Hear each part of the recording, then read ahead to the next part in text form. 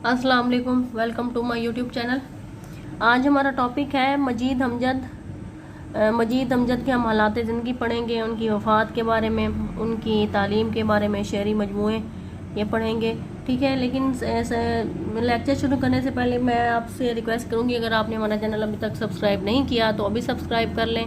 और हाँ, अगर आप कोई ऑनलाइन बुक परचेज़ करना चाहते हैं तो वो आप kitabrekta.com, ये इसका मैं लिंक दे दूँगी डिस्क्रिप्शन में। आप यहाँ से विज़िट करें और बुक परचेज़ करें और मुझे कमेंट कीजिएगा कि आपका जो तजर्बा रहा ऑनलाइन बुक्स परचेज़ करने का वो कैसा रहा।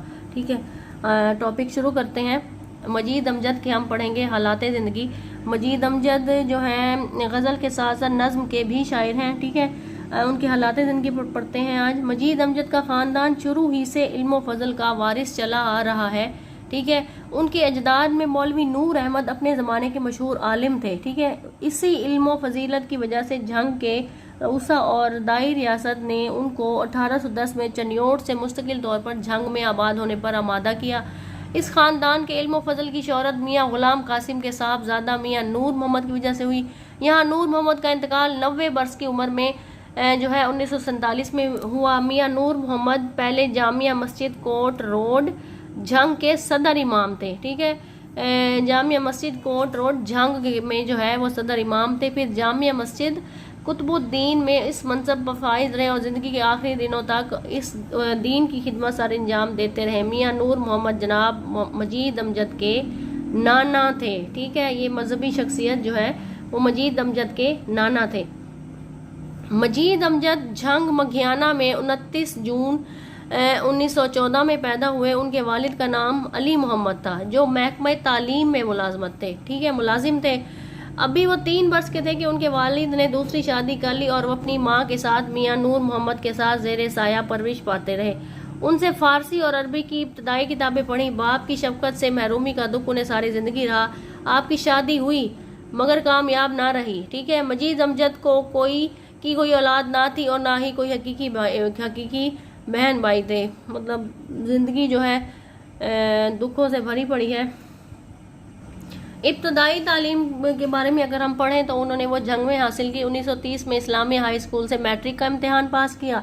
ठीक है, और फिर गवर्नमेंट कॉलेज जंग से FA का इम्तिहान 1932 में पास किया। इस्लामिया कॉलेज लाहौर से BA का इम्तिहान 1934 में पास किया। ठीक है, 1940 तक नीम सरकारी रिसाला अरूज की इदारत के फ़राइज़ सर अंजाम देते रहे। अगर ये कहा जाए कि मजीद अमजद ने हकीकत बहैसियत अखबार नवीस इलाके के मुसलमानों को आज़ादी और जज्बा कौमियत का मशवरा दिया तो गलत ना होगा।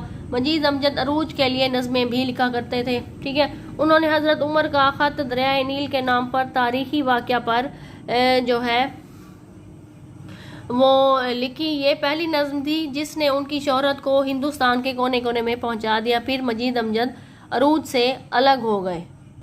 1944 में 1944 में मतलब सरकारी मुलाजमत इख्तियार की और मुख्तलिफ शहरों में तैनात रहे।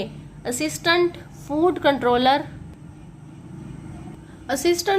कंट्रोलर के ओहदे से जो है 2 साल कबल रिटायर हुए थे कि वफात से 2 माह कबल मरकजी हुकूमत ने उनकी खिदमत के अतराफ में 500 रुपये माहाना वजीफ़ा मुकर्रर किया। जाहिर सी बात है उस वक्त ये ज़्यादा ही होगी रकम। ठीक है, सारी उम्र उनके इरादतमंद अदीब और शायर उनसे फैज़ याब होते रहे, लेकिन मजीद अमजद ने कभी एहसान नहीं उठाया था।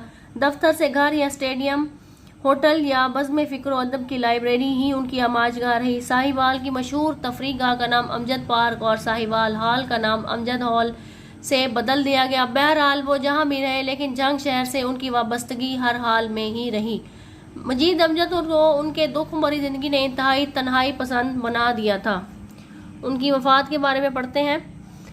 मजीद अमजद ने 11 मई 1947 को साहिवाल में इंतकाल किया। उनकी वफ़ात बहुत सब्र आजमा हालात में हुई। उनकी मैयत ट्रक के ज़रिए झंग ले जाई गई। तदफीन 12 मई 1947 को झंग में हुई। 11 मई को वफ़ात हुई और तदफीन जो है उनकी 12 मई 1947 को हुई।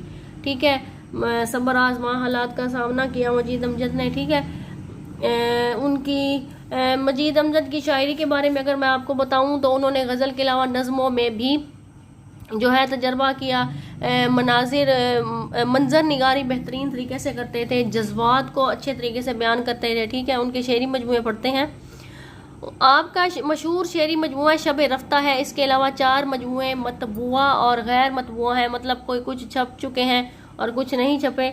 शेरी अदब के बैंक के एक लॉकर में रखवा दिए गए हैं। शेरी अदब के बैंक के एक लॉकर में रखवा दिए गए हैं, मतलब अभी जो नहीं छपे मगर उनके कलाम के कई जो हैं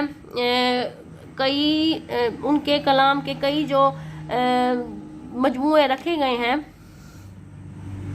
उनके जो छप चुके हैं उनके नाम आप देखें, मुख्तलिफ नामों से छपे। उनमें है मेरे खुदा मेरे दिल, शब रफ्ता के बाद, मतलब ये भी उनकी किताब है, शब रफ्ता के बाद ताके अब्द एक उनका शायरी मजमुआ है, और है उनका मजमुआ अनगिनत सूरज, मर्गे सद ओ वगैरह शामिल है। ये उनके शेरी मजमुए हैं, ये मतबुआ हैं जो कि छप चुके हैं, ठीक है।